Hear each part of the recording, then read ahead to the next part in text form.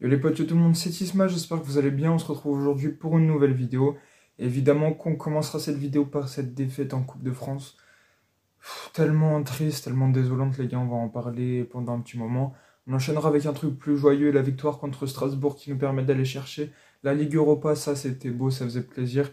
C'est le bon point de notre saison lyonnaise, on en parlera aussi. Puis on enchaînera avec deux trois petites infos à la fin pour conclure la vidéo. Donc c'est parti pour cette vidéo. Commençons par la Coupe de France, les gars. Malheureusement, on a perdu 2 buts à 1 et c'était triste, les gars. La fin du match, plus un mot sortait, c'était un silence terrible, les gars. Je sais pas trop comment décrire ça. Le deuil de cette finale va être long parce que le parcours pour y arriver était difficile. On revient de loin, on arrive à se qualifier en finale de la Coupe de France en passant par une séance de tir au but, en passant par des matchs compliqués, en gagnant contre Valenciennes et on arrive en Coupe de France en finale. Et malheureusement, on tombe sur le PSG qui aurait été plus fort. Et on s'est tellement battu, que ce soit avant, que ce soit en finale, même si le résultat n'était pas là en finale, que ce soit dans le jeu ou sur le tableau de score, ça a été compliqué et tous ces efforts pour une défaite en finale de Coupe de France, c'est un peu désolant, les gars. On est tous un peu abattus, nous les Lyonnais, le peuple lyonnais qui avait pris possession de Lille. On se serait cru place Bellecour à Lille, hein, franchement. Il y avait que des maillots blancs. Lyon dans le stade à Pierre-Mauroy, pareil. On se croirait à Dortmund, mais en blanc, en fait. C'était un mur blanc. Lyon dominait tellement dans les supporters, ils étaient trop forts, ils ont été au rendez-vous et on peut que les remercier parce qu'ils ont fait un boulot extraordinaire, ce qui illustre bien leur bilan de la saison des supporters qui ont été toujours présents, toujours exceptionnels. Donc merci à eux, merci à nous, les supporters, d'être autant présents et d'autant pousser pour notre équipe. Par contre, sur le terrain, ça a été autre chose. Le PSG nous a dominés.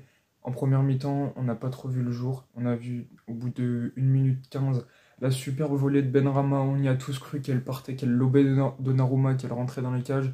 On y a tous cru, malheureusement, ce ne fut pas le cas. Ensuite, on prend le premier but. Lucas Perry fait une sortie catastrophique.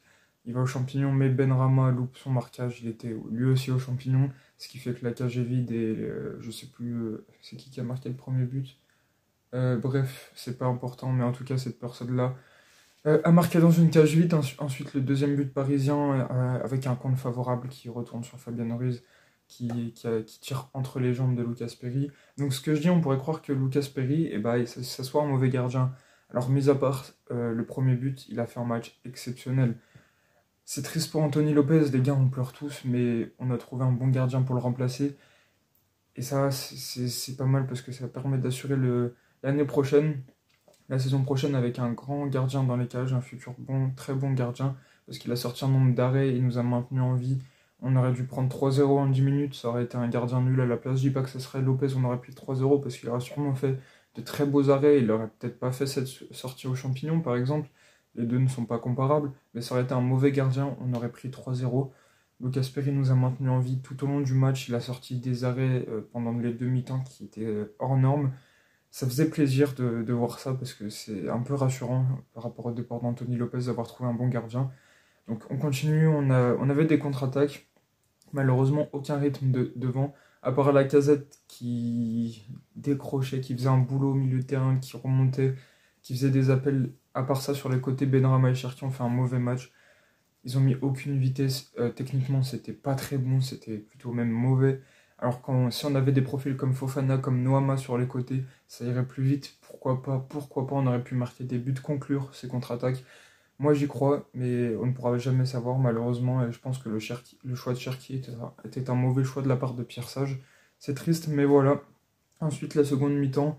Merci Jacob Ryan, le jeune irlandais qui nous plante encore une fois une tête et qui marque un but, c'était beau. Et Tagliafico, un corner un peu plus tard, qui envoie une tête. Tagliafico, les gars, une tête, le mec fait 1m50. Il arrive, il saute au-dessus de tout le monde, il lui envoie une tête en lucarne et Donnarumma qui va la chercher. J'y ai repensé, mais toute la soirée. Je l'ai revu 30 fois l'action dans ma tête, c'était une obsession, mais c'est tellement triste, les gars, et je sais pas trop quoi dire, c'est désolant, c'est désolant. Et après, on n'a pas réussi à marquer le deuxième but. Heureusement, on n'en a pas pris le troisième. On a été impuissant au milieu de terrain, on a été impuissant devant. Défensivement, on était plutôt quand même bon et le portier a été très bon aussi.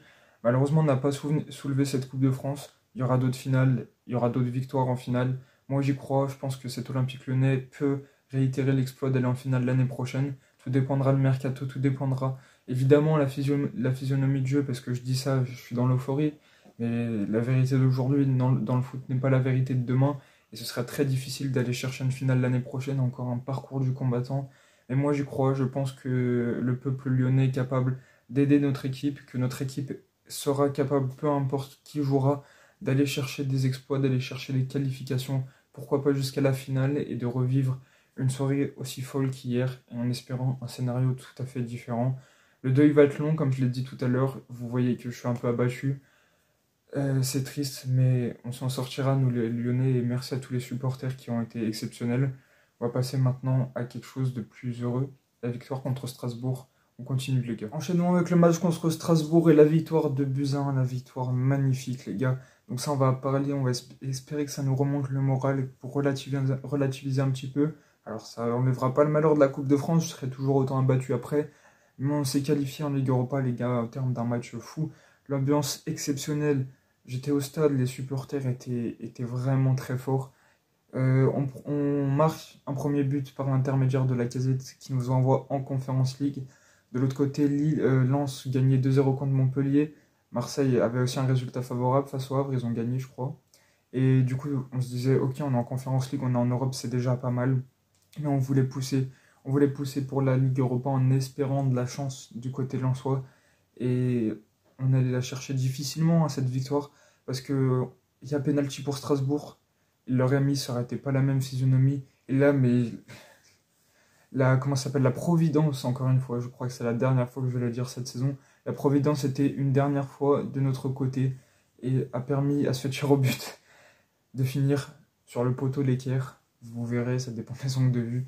Mais en tout cas, elle est pas rentrée. Et ça, on a célébré ça autant qu'un but, voire même plus. C'était exceptionnel. Bon, après, Strasbourg a marqué, a égalisé. On attend, on joue. On se disait qu'il fallait marquer, qu'il fallait gagner ce match. Et là, on voit quoi? On voit que Lens se fait égaliser contre Montpellier. Encore une fois, la Providence. On ne comprend pas comment c'est possible que Montpellier mette 2 buts à Lens alors qu'ils étaient menés 2-0. Et là, le virage nord le souffle. Maxence Cacré était au courant. Seul lui était au courant parmi les joueurs de l'OL. Et là, on attaque. 90 plus 6, penalty pour l'Olympique Lyonnais. Let's go, les gars, c'était inespéré. Refaites pas dire la Providence, parce qu'après je vais trop me répéter, mais en tout cas c'est tout comme. Et là, on marque le penalty, Alexandre Lacazette pour le doubler. Et là, le stade explose, on est en Ligue Europa. J'ai un volcan, une ambiance comme jamais vu. J'ai fait des gros matchs, hein, mais j'ai jamais vu une ambiance comme ça. J'ai fait l'hommage à Jean-Michel Aulas, j'ai fait les 35 ans des Bad Guns. C'était pas la même chose. Franchement, le stade était en fusion. À la fin du match, envahissement de terrain. Bon, pas autant que contre Valenciennes. Et il fallait que les supporters retournent dans les tribunes pour célébrer. Donc après, gros tour d'honneur, feu d'artifice, chant, musique, discours du capot des Bad Guns pour remercier les Lyonnais, pour leur dire de se remotiver pour la semaine prochaine. Anthony Lopez qui lançait des chants parce que c'était probablement son dernier match. Un peu triste de ne pas voir de tifo et de banderole à son effigie. S'il y avait une banderole Merci Lopez, mais très petite, qui n'était pas du ressort des virages, c'était un mec comme ça qui l'a mis. Bon. Et du coup, il y avait un tifo, mais un tifo qui parlait de Gerland et pas de Lopez, donc c'était un peu triste et j'espère que ce n'était pas son dernier match. Il va sûrement être second gardien s'il reste l'année prochaine, mais j'aimerais le voir second gardien pour qu'il reste dans notre club. Ce serait quelque chose de trop bien. Je veux pas qu'il parte en fait, Anthony Lopez. Bon, vous verrez, je suis pas dans le même mode que les autres vidéos. C'est la finale, les gars, je suis toujours abattu. Mais en tout cas, on est qualifié en Ligue Europa et quel soulagement. On a passé une seule minute à la 6ème place. Une seule. De toute la saison, une seule minute. Est-ce qu'on se rend compte? 90 fois 34 matchs. On est combien? 18, 2, 36. 34 matchs, oui. Sur 90 fois 34, j'ai pas le résultat de la multiplication, mais ça fait beaucoup de minutes. On n'en a passé qu'une seule à la 6ème place. C'était la dernière minute et c'était fou, les gars. Je comprends pas comment on a pu réussir à chercher la 6ème place. On en parlera plus en détail aussi la semaine prochaine quand on fera le bilan de la saison. Un bilan qui sera très compliqué de faire. Le bilan le plus dur que j'aurais essayé de faire depuis le début de ma chaîne en 2020. Et du coup, bah voilà, on est quand même qualifié en Ligue Europa. Il y avait des fumigènes, il y avait des tifos, il y avait de la joie parmi les supporters. On a fait klaxonner tous des signes, toutes les voitures, c'était fou. L'ambiance était vraiment folle. Et voilà pour ce match, on va passer maintenant à 2-3 petites stats qui font quand même plutôt plaisir. C'est parti pour la fin de la vidéo. La fin de la vidéo avec des stats plutôt intéressantes. On commence avec Ryan Cherki qui a fait un très mauvais match contre Paris. C'est malheureusement le cas et c'est triste. Bon, c'est quand même le deuxième meilleur dribbleur de Ligue 1 derrière Zegrova. Il a 81 dribbles réussis. Zegrova, si je ne me trompe pas, 86. Donc il n'est pas non plus à la rue. Cherki, c'est un très bon dribbleur, malgré que ce soit un joueur avec un QI foot plutôt réduit. Je pèse mes mots, c'est triste et j'espère qu'il va s'améliorer dans ce domaine-là lors des prochaines saisons. S'il reste à l'Olympique Lyonnais, on ne sait pas trop parce qu'il annonce un peu sur le départ, un peu comme Lacazette, comme Lopez, comme Tagliafico, comme Cacré. Ça fait une belle colonne vertébrale qui s'en irait et ce serait très difficile de reconstruire l'année prochaine sans ça. En tout cas, j'espère qu'ils vont pas tous partir, ça c'est sûr, et je pense comme tous les Lyonnais, quitte à choisir, j'aimerais qu'aucun parte. Mais bon, c'est comme ça, on verra, on en reparlera les semaines d'après. Voilà pour cette stat. On continue avec Pierre Sage. C'est le deuxième coach de moins de 45 ans qui rapporte le plus de points par match à son équipe avec 2,26 points par match, soit environ... je ne vais pas faire le calcul, je suis fatigué. Bref, Xabi Alonso est premier avec 2,6 points par match. Logiquement, ils ont perdu qu'une fois cette saison contre l'Atalanta.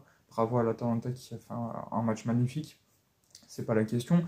Du coup, ça montre que Pierre Sage est vraiment un coach performant, une révélation, toujours sans expérience par rapport à certains coachs, mais que d'émotions quand on voit tant de victoires.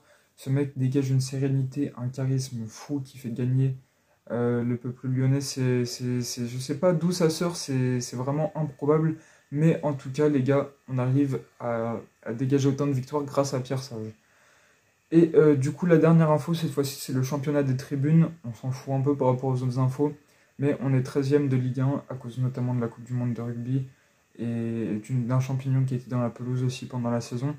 Donc c'est un peu triste, on peut s'améliorer sur ce domaine-là. On espère que ce sera mieux l'année prochaine, mais on va pas non plus débattre sur le sujet. Aussi, Pierre Sage continue l'année prochaine, et ça c'est heureusement, après personne n'avait de doute. Textor l'a annoncé après la victoire contre Strasbourg, Pierre Sage continue. Et ça, c'est une très très bonne idée. Et on va se quitter sur cette bonne note, les gars. J'espère que vous avez kiffé la vidéo.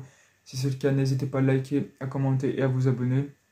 Faut qu'on se remobilise et qu'on soit apte la saison prochaine, qu'on fasse le deuil de cette Coupe de France et qu'on rattaque et qu'on fasse une grosse saison ensemble avec la Coupe d'Europe l'année prochaine. On se laisse sur une phrase de Bartruza. L'Olympique Lyonnais est une formidable raison d'exister. Ciao ciao les gars.